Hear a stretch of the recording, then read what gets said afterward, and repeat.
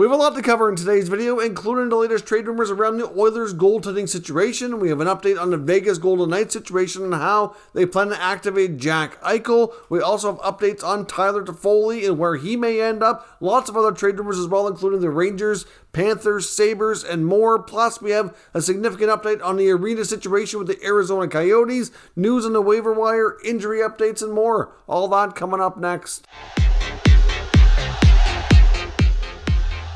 Welcome back to another video here at Top Shelf Hockey. As I mentioned, we have a lot to cover here today, a lot of news and rumors. Let's dive right in and get started.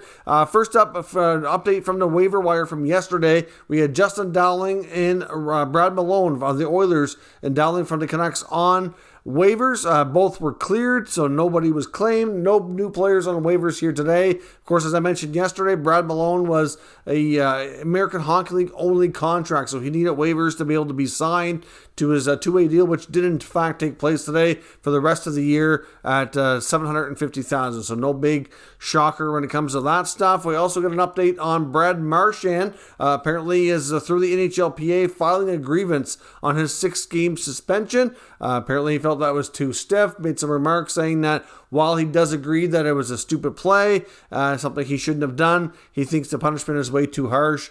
So a grievance is being filed on his behalf. So, of course, we'll see. I mean, it could possibly be reduced. That's always a possibility. But because of his rap sheet and, being suspended so much in his NHL career, I honestly have my doubts that it's going to be. But we'll see where things go on that front. The Anaheim Ducks announced today that they're not only hiring a GM and Pat Verbeek, who was announced a few days ago, but they've also announced a new president of hockey operations. But this president will be focused mostly on the business side of the game, and Pat Verbeek will basically be the highest ranking executive when it comes to the actual player side of the business here. The Ducks are hiring Aaron Tietz, who's been with the organization a long time. He's been there for well over 20 years, had a variety of roles, worked on a lot of different aspects of the business side of the operation. So certainly a nice internal promotion for him. So certainly, like I said, they'll have a president,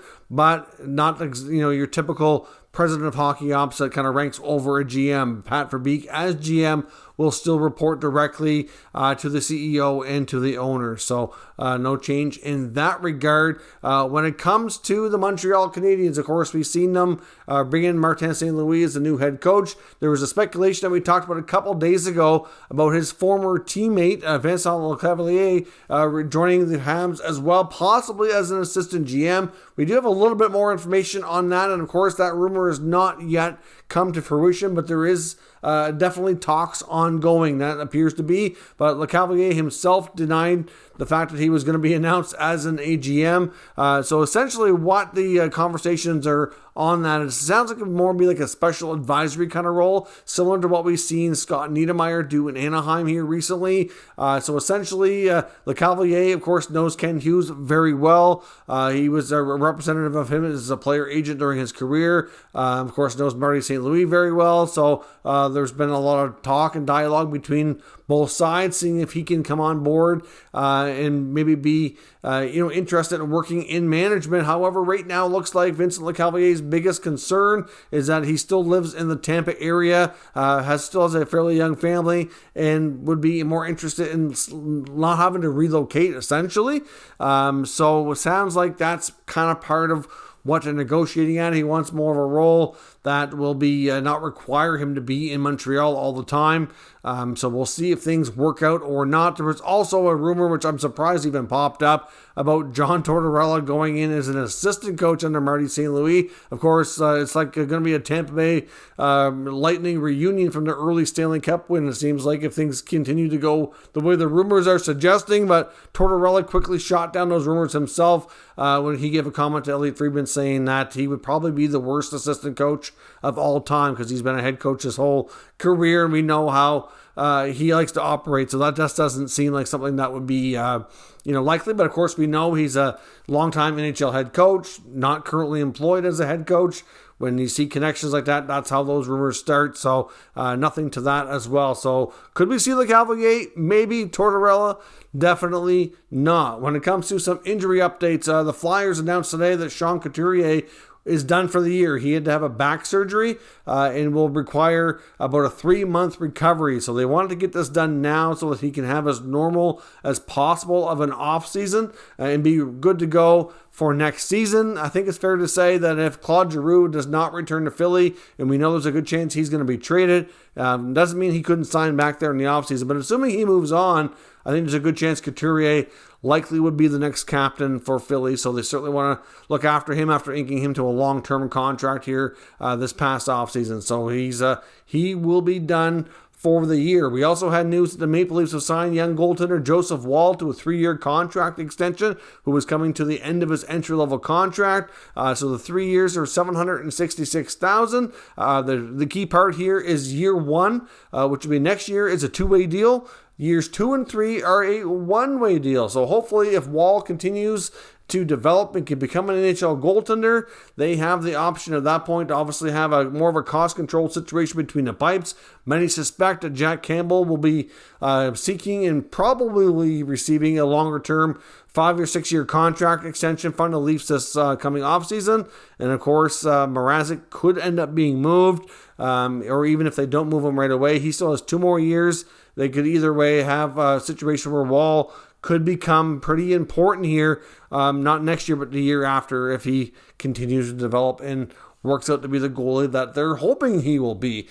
We get news out of Arizona, of course, which came out late yesterday. The news from the Coyotes organization broke close to the time we were recording yesterday's video, so I thought we'd wait and kind of touch on it here today. But essentially, the board at ASU approved everything for the Coyotes to secure their deal to play at the new arena being built for Arizona State University. So that's all good. Apparently, part of the deal was that Coyotes had to agree to pay a lot of money up front, including the cost, which I believe was estimated just a little bit shy of $20 million, because they had to build an extension on for to have their own dressing rooms and own area, because they were not allowed to share that with the Sun Devils. So we don't know the exact extent of all that, but that's likely going to be in place, but they may not be ready to go until December. May not have their first game until then, which is certainly problematic. And I know the NHLPA, I believe, has put some concerns forth to the league when it comes to a combination of things that the Coyotes playing there. We've talked about a lot of these concerns here before. The thing here as well to keep in mind is that they don't have an approval yet for the new arena in Tempe. That's certainly an issue. But I know Elliot Friedman on his latest podcast today was talking about the fact that it's likely going to be March, maybe even April, before Tempe votes on that arena project. So it could be some time before they know. Now, the last we had heard anything was that things were not really in the greatest shape and that they didn't look like they had the votes to get it done at that point. Now, things can always change. Obviously, some of the people that are involved in this voting process can get new information, change their mind. I'm not sure where that stands as of right now. We haven't heard much in a while, but if they don't get the votes, the big question is, what's next? Because I can't see the NHL and the other teams and the PA and everybody else involved letting them play out at ASU for 3 or 4 years without having any kind of firm commitment on a new arena. I mean, the NHL themselves, even in their statement supporting this move when it was put up back a few weeks ago, even indicated that a big part of supporting it was that there was plans in place to get a normal, regular, new NHL arena in place. So if that falls through, what happens then? And I know Friedman and Merrick on the new 32 Thoughts podcast speculated that how that would likely play out, which would likely mean the end of the Coyotes in Arizona, is that the ownership there, with being unable to fulfill a new arena, could sell the team back to the league. The league has owned them before, and then the league could basically have like an auction, so to speak, and sell them to a new owner in a new city and have them relocate at that point, so they kind of get like an expansion fee again. Of course, we don't know what they'd end up paying to take ownership of them. I would imagine because of the situation, it wouldn't be a lot, but still, they would obviously be looking to make some money there, but at least they could recoup their money, maybe even make more based on wherever they're going, and they could almost treat it like expansion, but even though it really isn't. So be a way for the league to make some extra money. Hard to say which markets would be involved, and I'm sure the NHL would do everything they could to keep it in an area where they wouldn't have to disrupt the even flow they have in the conferences and divisions right now. I know a lot of people are pointing to Houston, and that's a possibility, but again, there has to be an owner there that wants to do that. We're not completely sure that Tillman Fertitta really wants to. The last few times I've heard anything that was debatable if that was the case, so I guess we'll see. But like I said, a lot of people have a lot of concerns here over this arena deal. We really won't see or hear much more for a while on this. We know that it's going to be a really small rink with the maximum 5,000 fans, likely closer to 3,300 by the sounds of things, once they make NHL upgrades. I don't know. It seems kind of crazy to think about it, but I know a lot of people have issues. A lot of people aren't happy, and we will see. But if they get their new arena deal in Tempe, then it's going to have to be a reality for a few years until that arena is ready. But we won't know that. If that fails, it's going to be a completely different story, and we'll likely know that probably sometime before the end of the NHL's regular season. Now, as I mentioned, the Vegas Golden Knights obviously have a big LTIR issue, and getting Jack Eichel activated could be really complicated, and they might have to shed a couple of salaries off the books. Or do they? There seems to be another solution in place, and they might be going the road that we saw Tampa Bay use with Nikita Kucherov, and I'm not going to stand here and suggest that what Tampa did was illegal, because it wasn't. I know it frustrates people. I'm not fond of it. I'm not really fond of it either, but it's technically within the rules.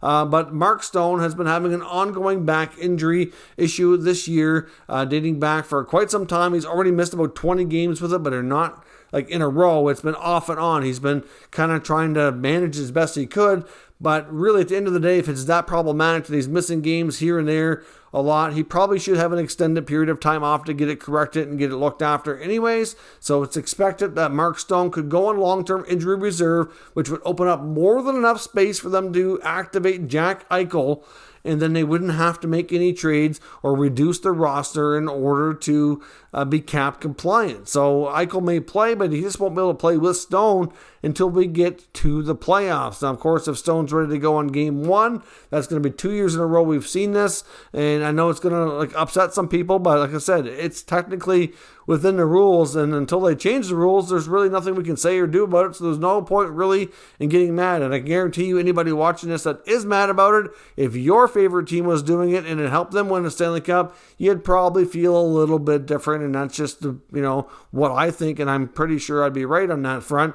Most teams are not going to complain, or the fans are not going to complain if their team are Stanley Cup champions. It doesn't matter how you win, it's just that you did win, right? So at the end of the day, we'll see what happens. There's still a possibility Vegas might make a move. If they do, there's rumors that it could be Dadonov going to Arizona. Arizona, even though they don't have a ton of cap space, they can't do a whole lot more this year. They can do some, though. They do have a little bit of wiggle room. But next year, they don't have a lot of contracts on the books. They're going to need to take on money just to get to the salary cap floor. And having a guy like Dadonov who's still a little bit of term in the contract would be doable for them. So it's certainly a possibility that if they do decide that they want more flexibility, that he would probably be the guy to go. They probably would prefer that over Riley Smith, even though there's a good chance Riley Smith won't be able to re-sign in Vegas and continue on after this year. We'll see where that goes, but I would think that Dadonov would be the preferred player to go, and that's where he could end up, but there's no pressure to do that if Stone's on LTIR. So we'll see what happens at the end of the day here. If the NHL continues to see this be like a yearly event of players going on LTIR and coming back for game one of the playoffs, the solution they have is simple. Make the salary cap count in the playoffs, and then you won't have that issue. But we know when the regular season ends and the playoffs begin, they don't have to be cap compliant anymore. The cap goes out the window, and that's why you see these types of things happen. So it's a simple solution if they do want to fix it, but until enough people around the league and GM speak up, it won't get fixed, and it'll remain the way that teams continue to kind of spend over the cap without doing anything illegal or being penalized. It's just simple as that. Now, on to the rest of the trade talk today. There's word that the Edmonton Oilers are very interested in Blues goalie Ville Husso. That's according to Elliot Friedman, who talked about this on the podcast today, indicating that even though they've had conversations around Martin Jones and Jonas Korpisalo, he believes, based on his intel, that Ville Husso would be their preferred choice. Now, of course, the young goaltender who's about to be 27 years of age, about to be a UFA this offseason, is having a real solid year. I mean, he's certainly outplayed Jordan Binnington, who's unintended struggles. That's fair to say for sure, but I'm really not sure that the St. Louis Blues are in a situation where they would trade him. They might be at risk to lose him this offseason, though, if he continues to play the way he has, and especially if he gets time in the playoffs between the pipes. I would think there's a pretty good chance that he's going to price himself out of St. Louis. At least that's a real solid possibility here. They have a lot of term and money tied up in Jordan Binnington, and they can't really afford for their backup to be making a ton of money. Considering St. Louis is in win-now mode, trying to go after another Stanley Cup, I just don't really see it as being a likely solution unless the Oilers offer a ridiculous overpayment. But even then, who are they going to get to replace Ville Husso is the question, right? I mean, they're not going to take Mikko Koskinen on. So even though there's a lot of interest, I think that's more for the future. And I'm sure the Oilers can talk to them all they want. I'd be shocked if that deal actually takes place. Of course, we know the New York Rangers are involved in a variety of conversations around improving their team ahead of the playoffs. And according to NHL insider Frank Saravalli, many NHL teams are doing their due diligence on Vitaly Kravtsov. Friedman also mentioned this as well, the fact that they're very curious to see and confirm that he would come back to North America next year. Certainly if they make a trade for the young player involving the Rangers, they're going to want some certainty that he's going to play next year, and that seems to be something he's certainly willing to do, so there's no issues in that regard. So don't be surprised if the New York Rangers use their former first round pick as in any kind of a package to improve the team. Of course, they're going to be without Kaapo Kakko for an extended time as well. Apparently, he's going to be out longer term with the injury he's been dealing with here since late January. So another situation to watch as we approach the deadline. If he ends up being out like super long term, then it could be, another hole in that roster that they might want to address. Now, of course, we talked about the Calgary Flames being a potential landing spot for Tyler Tofolli. Another potential landing spot would be a return to Los Angeles. Friedman and Merrick talked about this on the 32 Thoughts podcast today, indicating that while the connection to Calgary makes a ton of sense, he's exactly what they're looking for. The contract works, the connection to Daryl Sutter. There's a lot of reasons to think that Tofolli to Calgary very well could happen, and I think there's a really good chance that it could. But if he doesn't end up there, I think LA is the next logical destination. On their second line right now, they've been having guys like Danault and Arvidsson and Trevor Moore. They wouldn't mind getting a more of an experienced player than Moore on that line, and Tofolli obviously played there a long time, has a championship from his time there, somebody they're very familiar with. A return to LA is not out of the question. Of course, with Montreal going through what many expect to be a full rebuild, Tofolli to LA could bring back a decent prospect or pick from LA who has a plethora of that available for trade. So it would also make a really logical trading partner in that sense too. So if Calgary doesn't get it done, expect LA to be the other likely destination for Tofolli, assuming the Habs do try to trade the forward here before the deadline. Of course, we know the Florida Panthers are likely going to be making some changes and upgrades before the NHL playoffs as well. One of the stronger NHL teams is expected to add here ahead of the deadline. We've already made it known based on other reports that Owen Tippett would certainly be available for trade. And now we know as well, according to Frank Saravalli, that another top prospect, not currently on the NHL roster, but getting time in the minors, Grigory Denisenko, could also be included as well. We know they've been linked to a number of defensemen, whether it's Klingberg, Chychrun, or any of those guys. It's quite possible they land one of the top D-men here on the rental market, or not. Doesn't have to be a rental market. It could also be somebody with term. Mark Giordano is also another name to watch there. The Kraken captain is expected to meet with Ron Francis really soon here, anytime, to kind of lay out the future plans, and it's quite likely that they may part ways. Obviously, he was the captain for their first season. Things have not gone well. Probably doesn't make a lot of sense for him, who's going to be a UFA in the offseason, to really stick around there. If he's really interested in trying to grab a Stanley Cup before his career is over, then Seattle's not really the place to accomplish that for, anytime soon. So it makes sense that he's likely moving on, and Florida very well could be one of the teams that are interested. There's other teams too. I wouldn't completely rule out a return to Calgary, but if they want to address their forward group as well, they will have a hard time cap-wise fitting in multiple pieces like that. So we'll see where that goes. A couple other things too. The Sabres very well could be trading Victor Olofsson. Of course, after a 20-goal campaign a couple of years ago, his production has dipped. Of course, he's not the only one. The team has struggled mightily. Of course, gone through a lot of changes, including Eichel, Reinhardt, etc., all being moved out in the last little while here. So while it's probably not all his fault, Olofsson kind of is one of those players that's I almost don't really want to label him a one-trick pony, but he kind of is. He's more like a shooter on the power play, and that's kind of what he specializes in.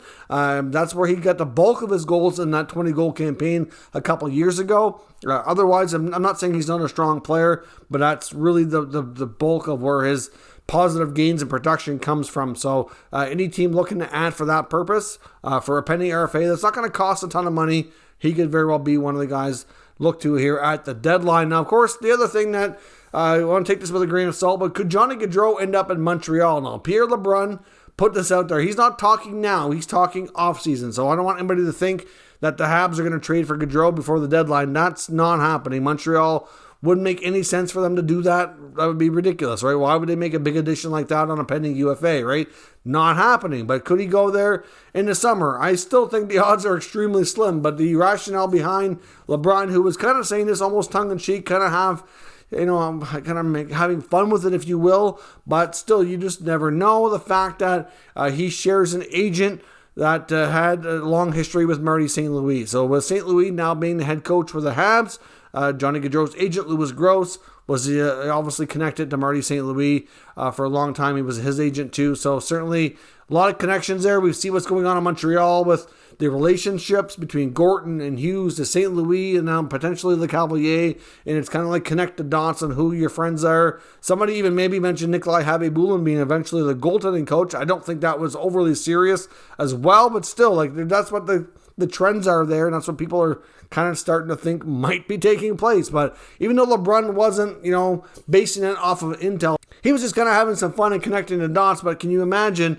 if Johnny Gaudreau landed in Montreal as a UFA, assuming he makes it there? That would certainly, really change things in that Habs organization. If they can get some big free agents, that could change things a lot. I mean, not only Gaudreau, but we're looking at the connection to Ken Hughes. There's already was immediate speculation about guys like Bergeron, Letang, who are also UFAs as well. I'm not really sure any of them end up in Montreal, but certainly fun to think about for sure. And for Habs fans, I would not get excited thinking Johnny Gaudreau is coming to town. And if you're a Flames fan, I would not be getting upset thinking he's going to bail on you to end up there either. So let me know your thoughts on everything discussed here today down in the comments. We'll discuss further. If you're new to this channel, make sure you subscribe and stick around. We'll keep you up to date with all the latest news, rumors, and analysis on all 32 NHL teams. Thank you for watching, and I'll catch you next time.